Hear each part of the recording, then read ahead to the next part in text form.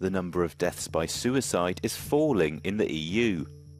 In 2021, there were about 47,000 deaths due to suicide in the bloc, according to Eurostat. The figure represents 0.9% of all deaths reported that year. It's the equivalent of an average of 10.2 deaths per 100,000 people. Compared with 2011, the number of deaths by suicide decreased by 13.3%. Even one suicide is one too many. So the fact that we have had a decrease of suicide rate by 13% in the EU, and of course a slower decrease on suicide in the rest of the world, however, means one thing and one thing only, that we should not celebrate, but we should take the lessons. Among EU countries, Slovenia registered the highest rate of suicide in 2021, with 19.8 deaths per 100,000 inhabitants. It's followed by Lithuania and Hungary.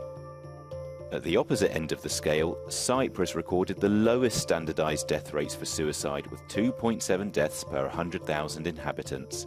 It's just ahead of Greece and Italy. Despite the slowing rate of suicide, gaps in treatment for mental health conditions in Europe remain high, Dr. Ledia Lazari says. Yet, beyond health professionals, other stakeholders must be involved in suicide prevention, she claims. We need also as strong a collaboration with, for instance, police. We need as strong a collaboration as with justice and prisons, because a good number of suicides are taking place in institutions like prisons, for instance. We need a good collaboration with schools. We need a good collaboration with the workplace, the employer market. In 2021, the World Health Organization published Live Life, an implementation guide for suicide prevention in countries.